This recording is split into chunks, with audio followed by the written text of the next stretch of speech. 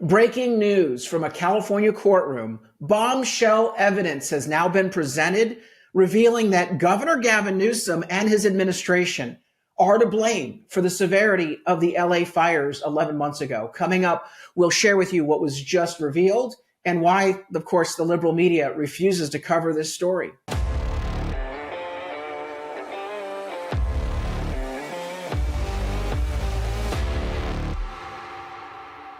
I'm Carl DeMaio, chairman of Reform California and a California state legislator. 11 months ago, I said it.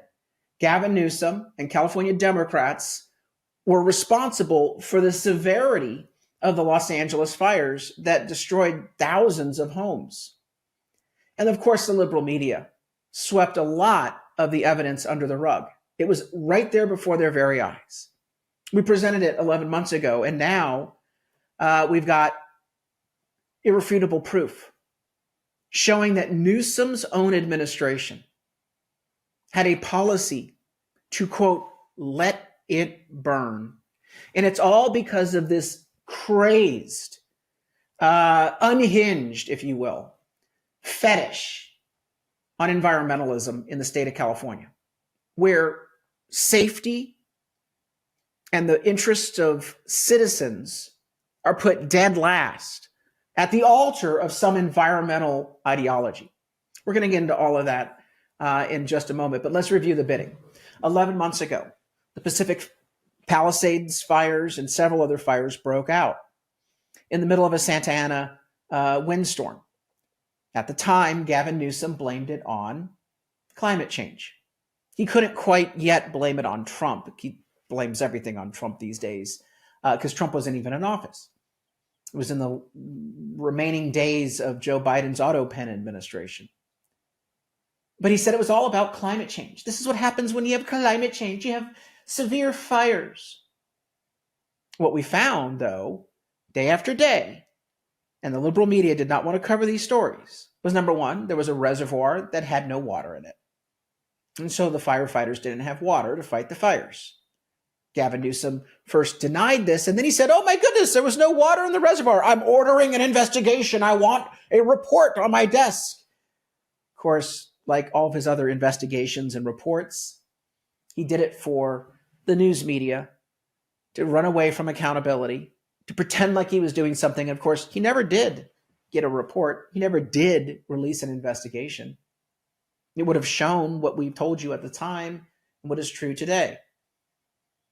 The state and local officials did not have water in the reservoir. We also know that the Los Angeles Fire Department was severely mismanaged because it had a woke DEI culture where it was all about political correctness versus providing funding for adequate staffing. Fire chief was courageous enough to actually speak out, then that fire chief was fired. We also know that there was no power shutoff by the government-run utility, the Los Angeles Department of Power and Water.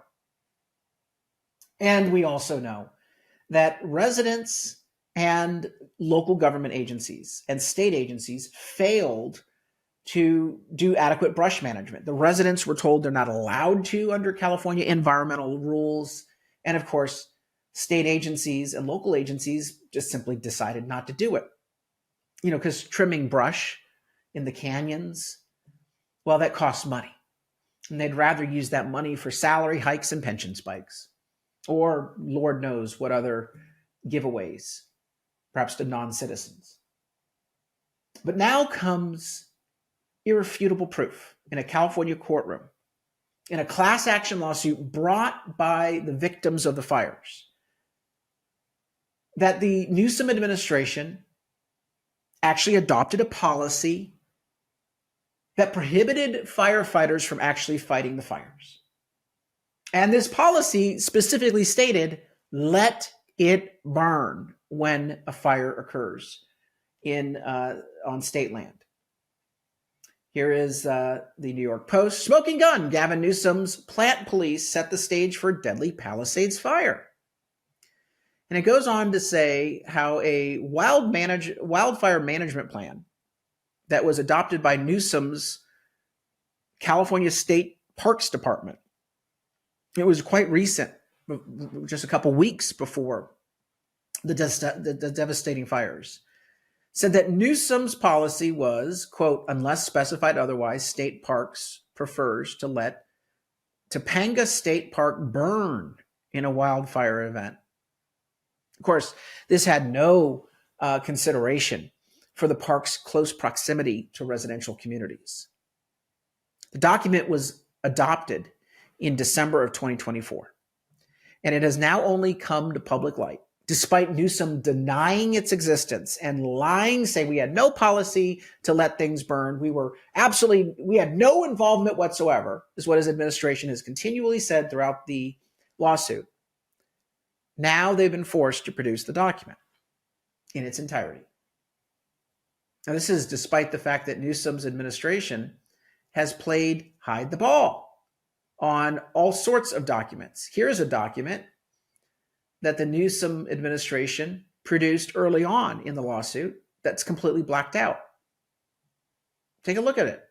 Everything is redacted in the incident detail report of the fire. And in fact, the Newsom administration lied to the court, according to the attorneys for the plaintiffs, when they said that no state park rangers were on site and interacted or told fire department officials to stand down.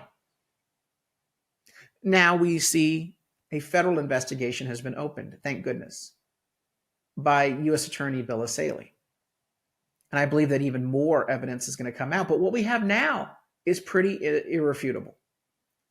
Even the liberal-leaning News Nation, which is it's a low-rated national cable news network, they've come out with their investigation.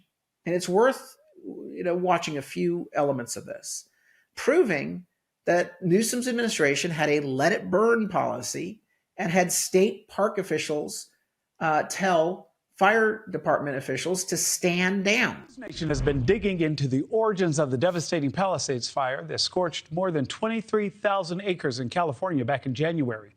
A closer look at state documents obtained through a public records request, raising more questions about the state's role in responding to the blaze. The state's wildfire mitigation plan outlining an approach to land management that may have inadvertently led to that third most destructive wildfire in California. Inadvertently, when you say let it burn, it's not inadvertent, it's pretty direct. You created an environment where that fire could have been stopped, but you failed to do your job.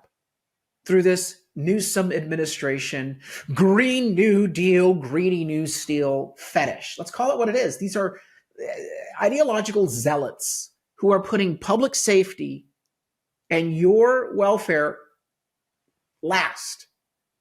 And this ideology on the environment, which isn't even good for the environment, first and foremost. Your interests are irrelevant. Your safety, the protection of your home, absolutely a non-issue for them. But making sure that we worship at the altar of what the environmentalists demand, we got to do that. In California state history. News Nation's Rich McHugh has an exclusive look at what those documents are telling us about the origins of that fire. Rich, good afternoon. Hi, Nick. So they say let it burn. Now, while California has continually said they denied responsibility for any part of the Palisades fire, those orders to let it burn inside a California state park's wildfire mitigation plan raise serious new questions about the origin of the fire and California's involvement in it. Now, I want to reset for our viewers. After an alleged arsonist started the initial fire known as the Lockman fire, firefighters... By the way, let's be clear about this. An arsonist starts the fire, and yet the Democrats say, we have no role in these fires. It's all climate change. Bitch, please, you allow criminals to roam your state. You have arsonists starting fires, homeless camps contributing to the risk, and you're not going to take responsibility for this. These are your policies. You have a lawless culture in your state. So an arsonist starts an initial fire. Then the state of California has a policy when the embers light up again to just let it burn. Known as the Lockman fire, firefighters fought the fire, declared it contained, and pulled up their hoses. But 6 days later, the fire rekindled into the Palisades fire, killing 12 and taking 7,000 structures. The key question, why wasn't it fully extinguished in the first place? After the initial fire, hikers walking around the state park where the fire burned shot video of embers smoldering. On the day after the fire, and then again 2 days after the fire, a different hiker shot this video. We know California State Park reps were on scene directing firefighters with maps. Again, why? Well, according to a California State Parks management plan from Topanga State Park, obtained through public records request, it states, quote, to restore the natural fire frequency in chaparral habitats, unless specified otherwise, State Parks prefers to let Topanga State Park burn in a wildfire event. We saw the state's philosophy in black and white. In the event of a wildfire, let it burn. That came as a shock to us. The thought of letting something burn, especially a wildfire, to us just seems upside down. The priority ought to be extinguish the wildfire and any remnants of it. And then you can go in and look to see what impact it's had on the plant life in the state park.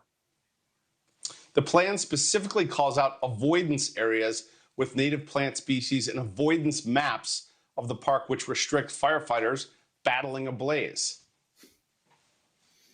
We had received reports from the firefighters that were there fighting the Lockman fire on January 1 that a state park representative came up to them during their firefight and showed them a map and said, you cannot go into these areas because there's protected plant species and you can't use heavy equipment like bulldozers in these areas. In that wildfire mitigation plan, we see that there are areas referred to as avoidance areas where state parks says heavy equipment should not be used.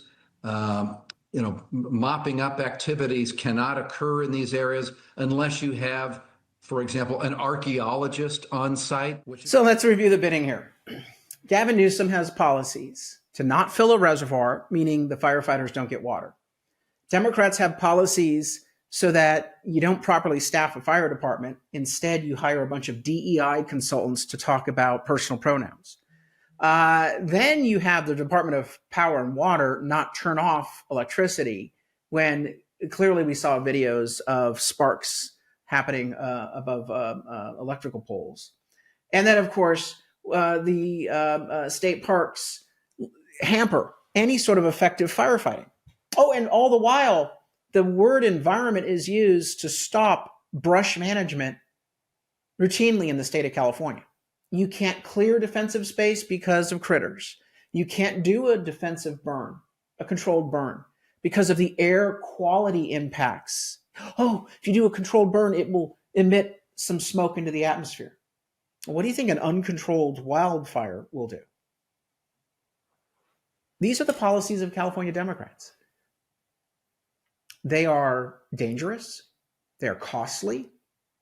They have no concern for you or your family or your property. And the liberal media refuses to cover this. News Nation is a national network, but you're not seeing state coverage of this bombshell revelation brought out in this California courtroom. What are they doing?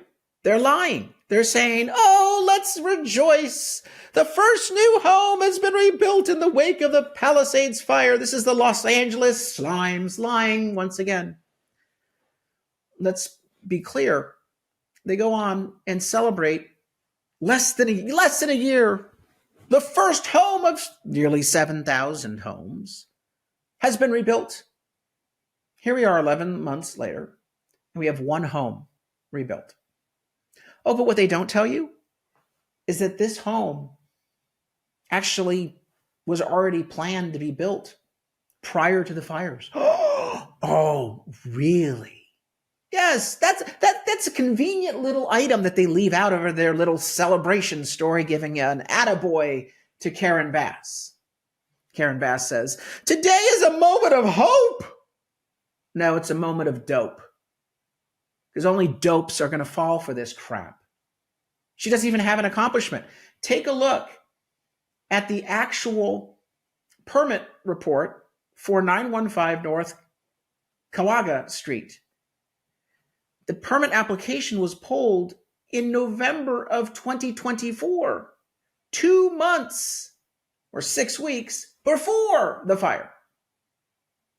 So the idea that, oh, well, this home was permitted, we got it through the process, and it got built. No, the fire actually did this developer a favor in burning down what was left on that parcel of land. And a permit was already pre-approved to build this spec home. No other homes have been rebuilt. And only a handful of permits have even been issued, and those are for non-complicated structures. I predict many of the people impacted by the negligence of Gavin Newsom's administration and Karen Bass's administration, who've lost their homes, will never be able to rebuild. They will never get their homes back. They will never get their lives back. So as I mentioned in January, that the nightmare would not be over for them. The nightmare was, first, your government failed you in allowing these fires to impact you in such a dramatic and impactful way that could have been avoided. But worse, as you struggle to rebuild, they're not going to let you do that. They won't make up for their negligence. They'll just keep saying no and dragging out the process and running up the tab. And that's exactly what's happening on the rebuild. And there have been stories where business leaders brought in to expedite the rebuilding process have now resigned. They don't want to be used as window dressing for a broken system. Look, at Reform California, we're fighting to get the truth out there. We believe that the fires are an example of the failure of government policy here in California, of one-party rule. And we want to use the evidence that we've obtained through this court proceeding and what we're about to see, because there's a lot more discovery going on. A lot more is going to be coming out. And I believe that Bill Asaley's U.S. Attorney investigation will also, the federal investigation will also bring a lot more to public light. We need to be in a position to hold Democrats accountable in the upcoming 2026 midterm election. And in fact, the assembly district that is in the Pacific Palisades, Assembly District 42, is a winnable seat for Republicans. And a lot of those voters have been literally betrayed by Democrats. And I believe they are ripe to switch over and vote for a change. But we can't bring accountability without your help. So do a few things. Go to the website, reformcalifornia.org. Sign up at the bottom to be part of our growing movement statewide to take back our state from the insanity of the far left. First name, last name, email, phone, and zip code, and you'll be part of our growing movement. You'll get our voter guide, the plain English voter guide, so that you know what you're voting on. And we do endorsements in judge races and school board races, but also you will find out about the candidates we're supporting all throughout the state of California. Chip in a contribution if you can. And finally, help us spread the word about this bombshell revelation. Like this video, subscribe to this channel so that our algorithm can expand statewide and that more people will hear about the truth, about the negligence of Gavin Newsom and these devastating fires. Until next time, I'm Carl DeMaio, Chairman of Reform California and a California State Representative. Thanks for watching, and I hope you enjoyed this episode. But before you click away, please subscribe to this channel and click that notification button so you get updated when we post new episodes. Plus, like this video and share it with your friends so that we can help spread our message across the state.